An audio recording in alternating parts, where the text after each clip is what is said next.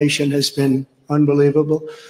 A lot of people say, a lot of experts have said the stock market's the only thing that's doing well, and that's doing well because our poll numbers are so much higher than Joe Biden's.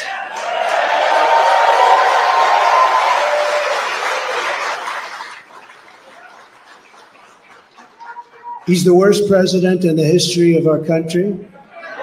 There's never been anything like what's happening to our country. Today it was announced that 325,000 people were flown in from parts unknown. Migrants were flown in, airplane, not going through borders, not going through that great Texas barrier that I was with the governor of Texas, Greg Abbott, the other day, and we were looking at the job they're doing. But in the meantime, they're pouring into California and they're pouring into Arizona because those governors aren't doing anything. They're doing nothing. But today it was just announced before I came out. It was unbelievable. I said, that must be a mistake. They flew 325,000 migrants, flew them in over the borders into our country.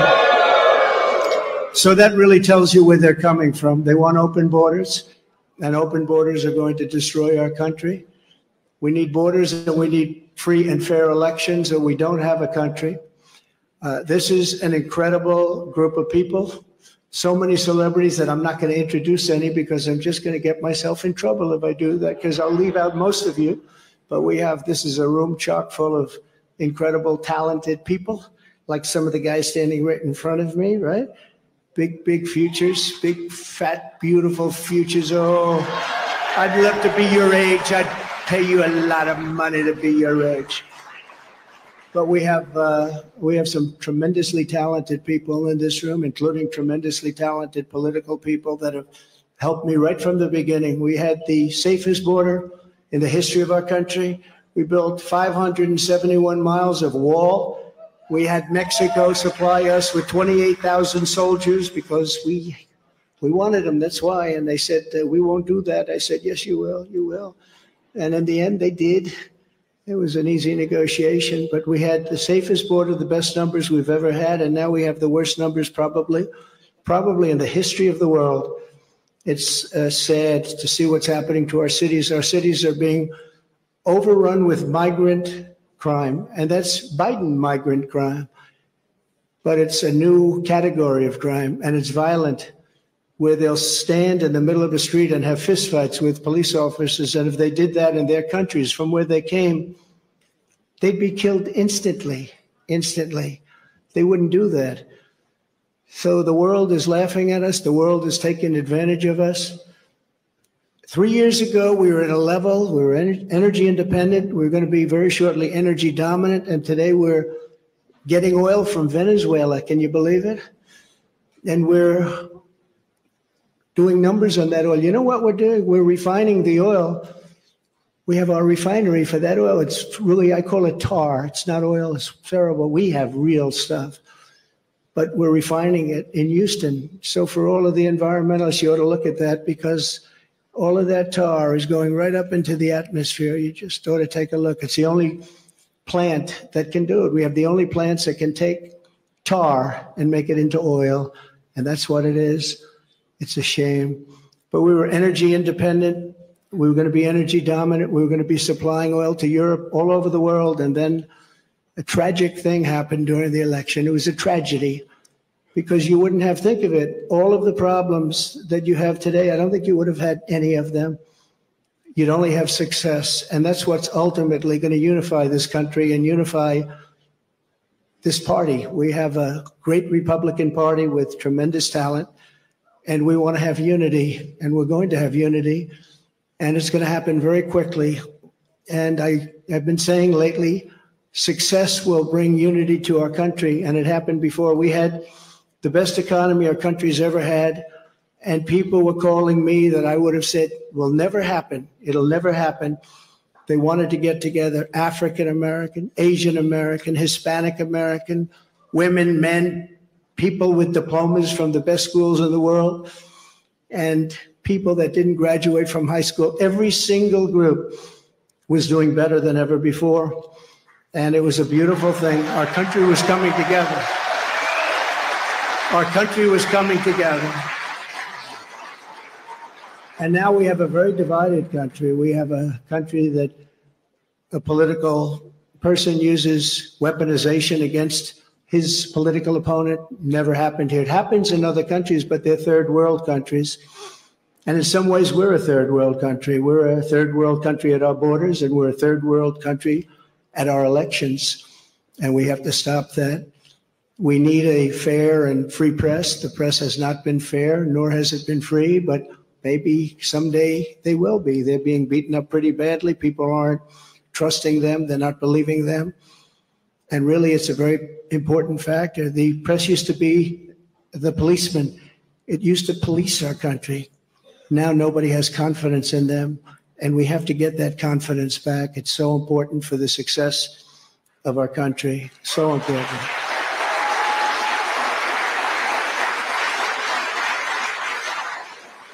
So this has been a day that we've been waiting for. I want to thank my family for being here. It's a great family. I have a great family.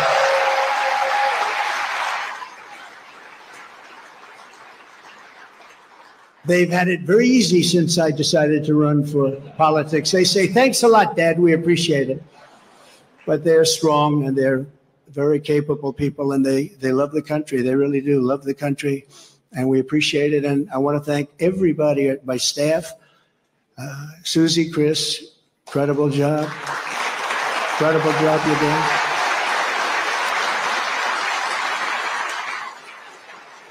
I read an article yesterday where it said this is one of the finest run campaigns that anybody has ever seen. That's pretty good, right?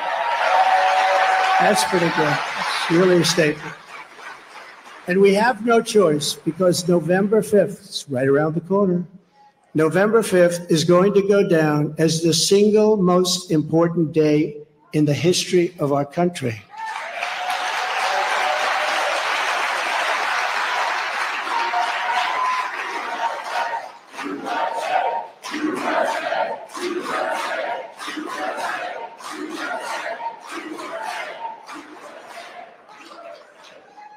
We're going to take it, and we're going to make it like it should be, respected. Right now, we're not respected. Right now, our country is known as a joke.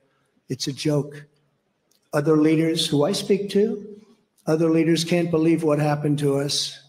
Because 3 years ago, we were the most respected country anywhere in the world by far. We were doing things that nobody could believe. China was paying us billions and billions of dollars. In 25 years, they paid us nothing, zero, not 10 cents. I was getting billions of dollars, and they were happy about it, as happy as you can be.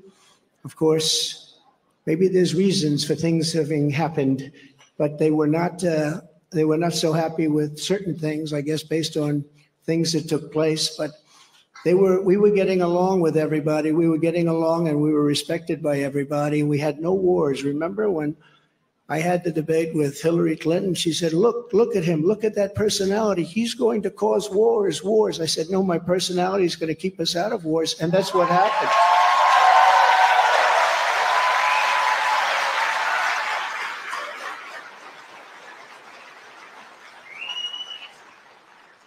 For 20 years, they were fighting ISIS. I defeated ISIS in 4 weeks. I got rid of ISIS 100%. 100% of the ISIS caliphate. And we had no wars, and we stopped wars. We weren't getting along with a lot of countries. All of a sudden, North Korea, which is a serious nuclear power, but North Korea came along. Kim Jong-un, we got along very well. We got along very well with China until COVID. That was a little bit too much, as far as I was concerned. That was too much. Couldn't take that one. But we made a trade deal with China that I don't even talk about. $50 billion a year in product they bought from our farmers, our manufacturers. They used to buy 10. I got 50, and it was great. But COVID, I don't even talk about that, because COVID was such a horrible thing. It started in the Wuhan labs, just as I said, the Wuhan labs. And it came out, I believe, through incompetence. I believe it was incompetence. Some people think it wasn't, but I believe it was. But regardless, it caused $60 trillion worth of damage and death all over the world, all over the world. And we did a fantastic job on that. We never got credit for that. Unbelievable job on that. We came up with things that nobody thought was possible. Don't forget, when it came in, nobody had an idea what it was. They didn't even use the word pandemic. Nobody had an idea. But we did a fantastic job.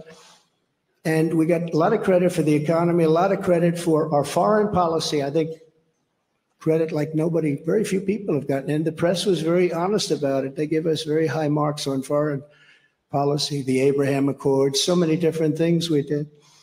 But we never got the kind of due that we should have for the COVID, or as I call it affectionately, the Chinese virus, the China virus, which is a much more accurate term. And despite that, the stock market, when we turned it over, the stock market was higher than it was prior to COVID coming in. It was an amazing thing. And we did an amazing job. And we have so many people that worked on that, so many of the doctors, so many of the scientists that worked with us on that. It was really, really something.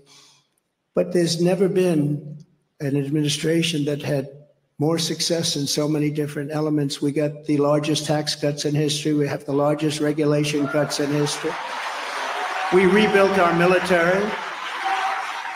And what happened, we rebuilt our entire military, and beautiful. We had jet fighters that were 53 years old, and we had all brand new jet fighters. And then after this other group of people that didn't know what they were doing, they took over, and we had that horrible surrender in Afghanistan. I call it a surrender. We took the soldiers out first.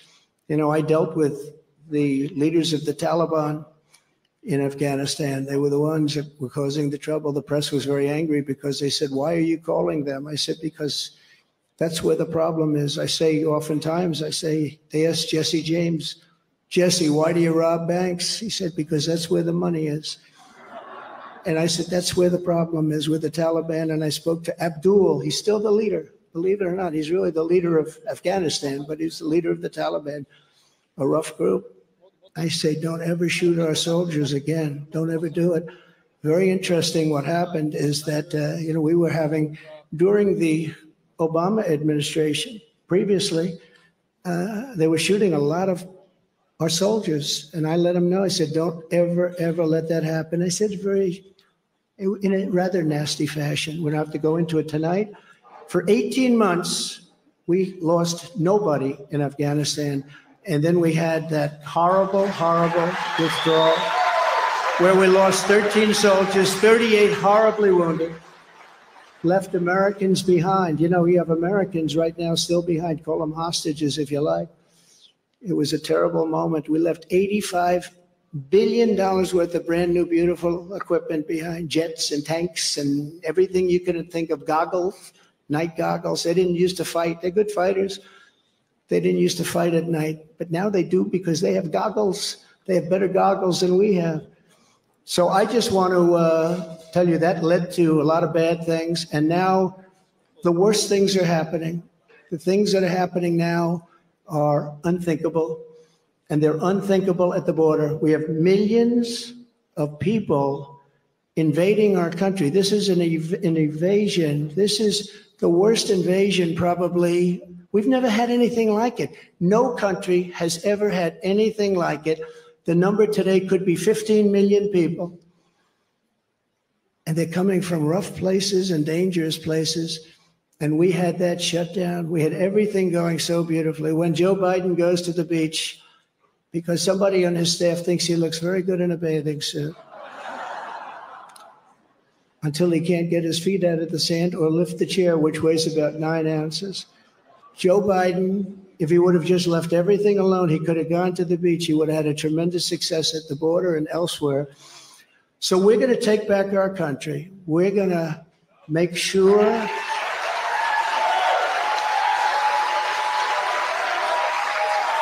we are going to do it right. We're going to have the greatest economy ever in the history of our country. We're going to top what we did. We're going to become an energy center of the world. We were ready to become energy dominant, and they stopped that. They stopped that. But we're going to become energy dominant. We're going to pay off debt. We're going to do things that nobody thought was possible. You know, we hadn't done our second phase of the tax cuts. When we did the tax cuts, the Democrats fought us very hard. And now they say, well, I guess that was pretty good because we took in much more revenues after we cut taxes. And then we did all of those regulation cuts, and people were working and everybody was happy and we were all proud of our country. But we're going to win this election because we have no choice. If we lose the election, we're not going to have a country left.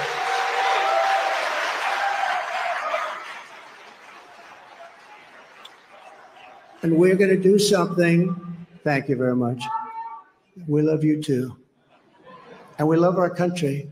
And we can't let this magnificent, some people call it an experiment. I don't call it an experiment. I just say this is a magnificent place, a magnificent country. And it's so sad to see how far it's come and gone.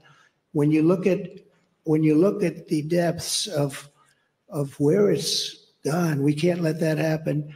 We're going to straighten it out. We're going to close our borders. We're going to drill, baby, drill. We're going to get the inflation down.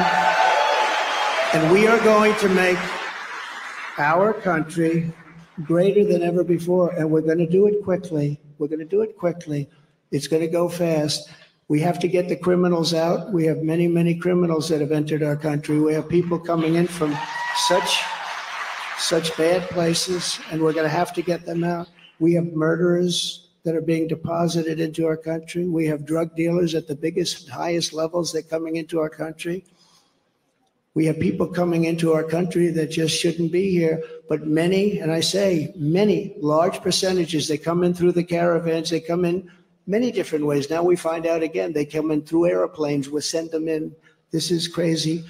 But they come into our country, we're going to stop them. We're going to close our borders. We're going to have to deport a lot of people, a lot of bad people, because our countries can't live like this. Our cities are choking to death. Our states are dying. And frankly, our country is dying. And we're going to make America great again, greater than ever before. Thank you very much. It's been a big night. Thank you very much. Thank you.